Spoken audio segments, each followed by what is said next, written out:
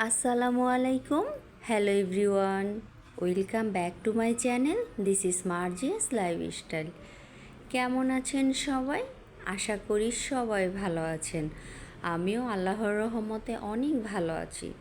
তো আজকে আমি বানাবো খুব মজাদার একটা কাবাব। কাবাব খেতে কার না ভালো লাগে?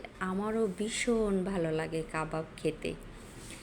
তাই আমি ঝটপট তৈরি করে ফেললাম খুব মজাদার একটা কাবাব।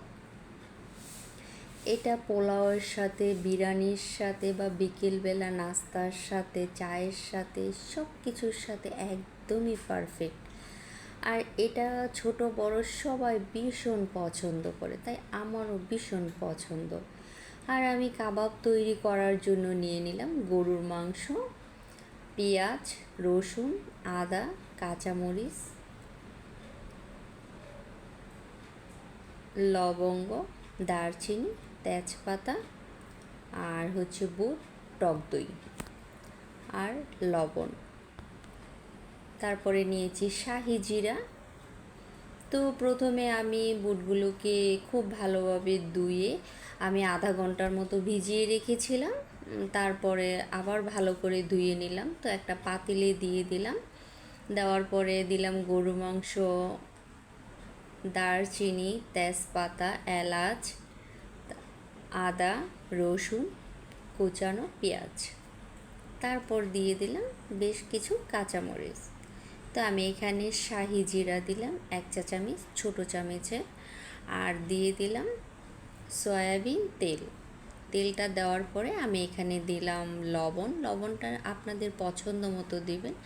আমি এখানে দিয়েছি গরম মশলার গুঁড়ো, আমি দিলাম চাট মশলার গুঁড়ো, আমি এখানে জয়ফল, জয়িত্রী, পোস্তদানা সব কিছু একবারে গুঁড়ো করে নিয়েছিলাম। তো সেই গরম মশলার গুঁড়োটাই আমি এখানে দিয়ে দিয়েছি। তো দেওয়ার পরে আমি খুব ভালোভাবে এটাকে নেড়ে চেড়ে নিলাম। আমি একটু ধনিয়ার গুঁড়ো দিয়েছিলাম। তো নাড়াচাড়া করে দেওয়ার পরে আমি এখানে পানি দিয়ে বসিয়ে দিলাম সিদ্ধ।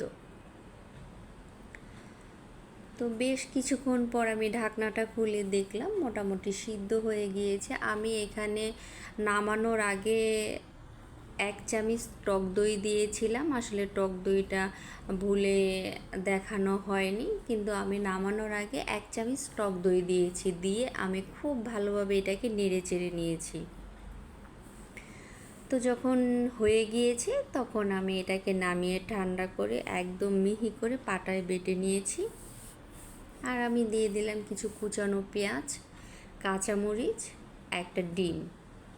এখানে ধনে পাতা দেওয়া যায়, বাট আমার কাছে ধনে পাতাটা দিলে ভালো লাগে না, তাই আমি দিই না। আপনারা চাইলে এটা দিতে পারেন। আর আমি দিয়ে দিলাম এখানে একটা ডিম।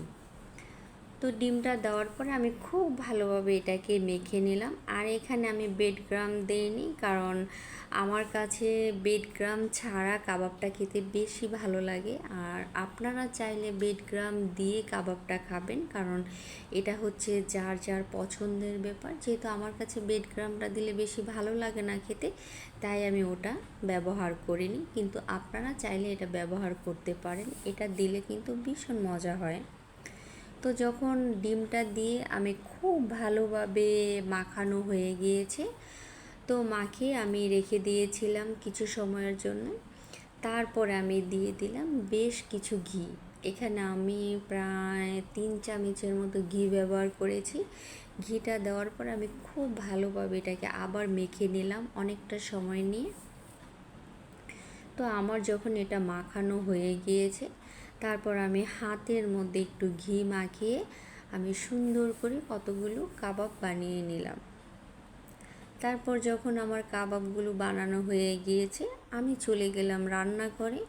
আমি একটা কড়াই বসিয়ে দিলাম আর দিয়ে দিলাম তেল। তেলটা দেওয়ার পরে এটা মাঝারি আঁচ যখন একটু গরম হয়েছে, খুব বেশি গরম না, সেই অবস্থায় আমি কাবাবগুলোকে দিয়ে দিলাম। তো একে একে আমি সবগুলো কাবাব ভেজে নিলাম। আর কাবাবগুলো এত মজা হয়েছিল যে আমি ভাজার সাথে সাথেই আমার ভাই খেয়ে ফেলছিল, আমার ভাইয়ের মেয়েটা খেয়ে ফেলছিল। তারপরে যাই হোক, খাওয়ার পরে আমার কাছে এতটুকুই কাবাব ছিল। তারপর আমার যখন সবগুলো কাবাব ভাজা হয়ে গিয়েছে, আমি এগুলো সুন্দর করে পরিবেশন করে নিলাম আর খুব মজা করে খেয়ে নিলাম। তো আশা করি সবাই ভালো থাকবেন, সুস্থ থাকবেন।